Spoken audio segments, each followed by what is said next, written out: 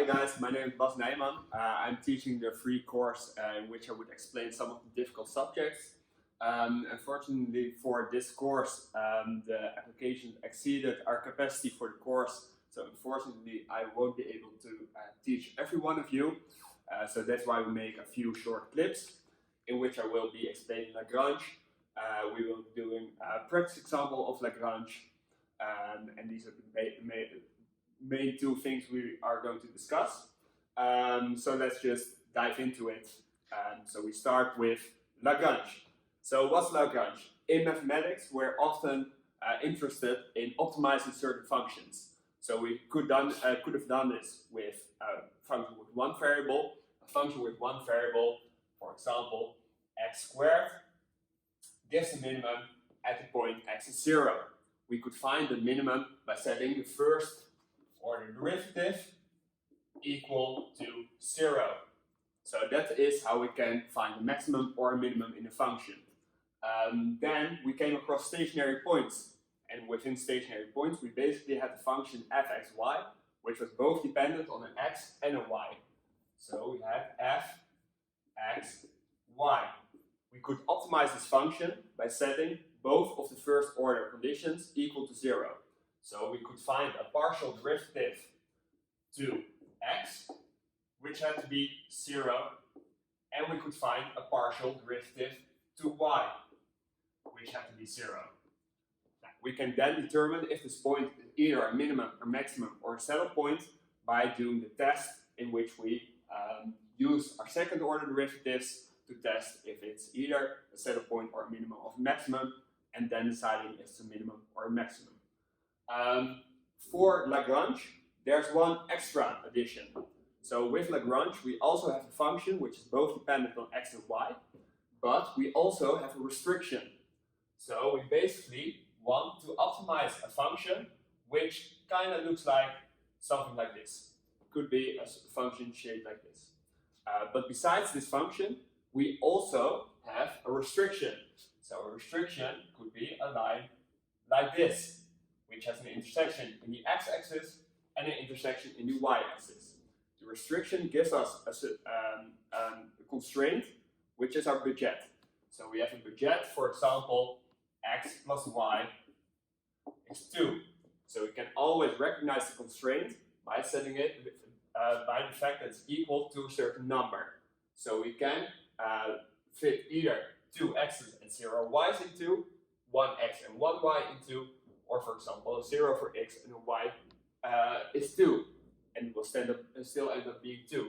So we can put everything in x, everything in y, or something in the middle. That something in the middle would be, in this case, our optimal point. How can we find this? By doing the Lagrange. The first step of Lagrange is writing down the Lagrangian. So the Lagrangian is the fancy letter L, and the fancy letter L is equal to the function we want to optimize, fxy, and we subtract a new variable, and this new variable will be lambda. And lambda is multiplied with our restriction, gxy, minus the value of this restriction, so the value c. This is now the function we have to optimize. So basically, if we have a function L, which is both dependent on x, y, and lambda, an extra variable. Lambda is also known as the shadow price. The shadow price means if our restriction goes up with 1 unit, so instead of 2, we now have a budget of 3, then our optimal function changes with lambda. So that is why we use the lambda. The second step is calculating the first order conditions. So for short, FOCs, which basically means first order derivative to x, the first order derivative to y, and the first order derivative to lambda. So this is going to be the derivative to x, the derivative to y, and the derivative to lambda. When we've calculated these derivatives, we're setting them equal to 0. So that's basically step 3. It's setting the first order conditions equal to 0, because we need to set the first order condition equal to 0 to maximize our function or minimize our function. We've yet to decide that. When we set our first order condition equal to 0, the fourth step will be to solve the equations. So we're going to use the first order condition to x and the first order condition to y to set them equal to each other and find our value for x and y. So from that, we want to solve for x, and x will become a function of y. Then to find an actual value for x and y, we have to substitute x into our restriction. When we substitute it into our restriction, we will find a value for x, x is.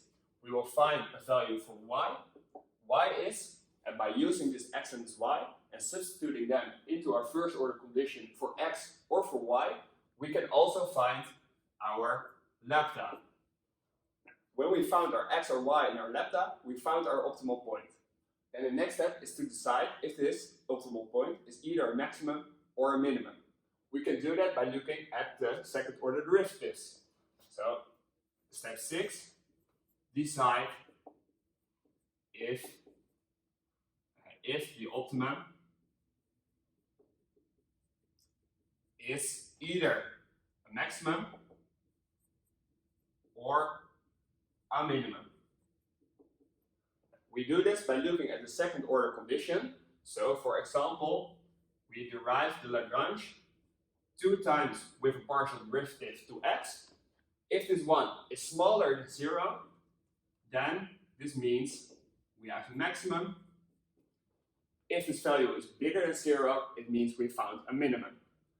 In the next clip, I will do an example with the Lagrange, and we can look at how this works in practice.